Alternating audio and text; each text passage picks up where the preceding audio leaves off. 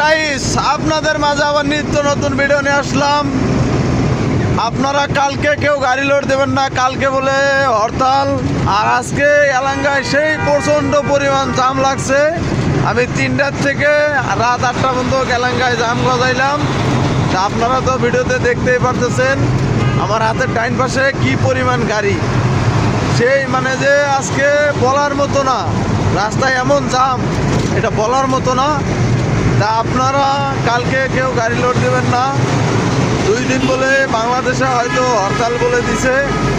তা এই হরতালের মধ্যে কেউ আপনারা গাড়ি লোড দেবেন না, কারণ জানেরও তো একটা দয়া আছে। মহাজনের গাড়ি প্রবঞ্জে কেউ কেউ মনে হচ্ছে থাকবে, ঢাকা শহরে কেউ থাকবে বাড়ি।